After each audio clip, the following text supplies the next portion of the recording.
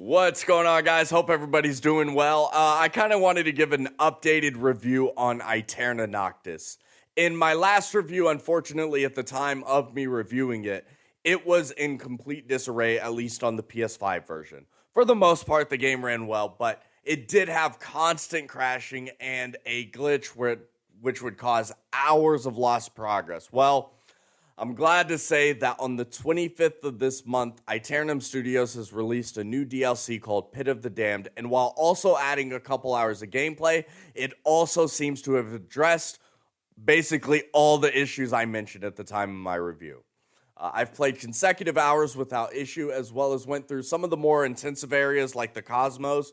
I didn't really have any frame drops like I did when my first playthrough, so big ups to that. With all that being said, I am going to bump the score up to what it previously was to a 9 out of 10. This is one of my favorite Metroidvanias of all time, and it definitely deserves the love. So if you haven't already played the game, you haven't already been tired out from the, crashing that I mentioned earlier, I highly suggest checking it out right now, especially because I think it's on a discount because of the DLC. Anyways, let's also go ahead and get into today's review, which is talking about the Pit of the Damned. Also, check out my shirt, Blasphemous. Blasphemous fans in here.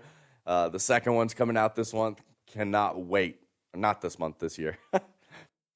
Anyways, let's get to today's review. If you like what you see, don't forget to like and subscribe, all that good shit. Anyways, the Pit of the Damned can be accessed, at least as far as I understand, from the beginning of the game, though the majority of it will be locked away until endgame due to some of the abilities that you will need to traverse it.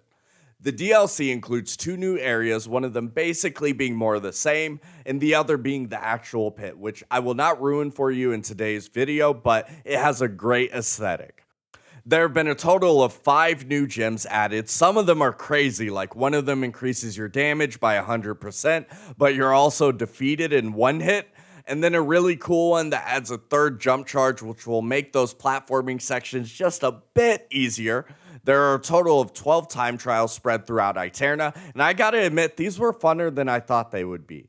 They come complete with a worldwide leaderboard so you can brag to your friends, and each trial includes its own handicaps to make it harder, like no dashing or no double jump or whatever.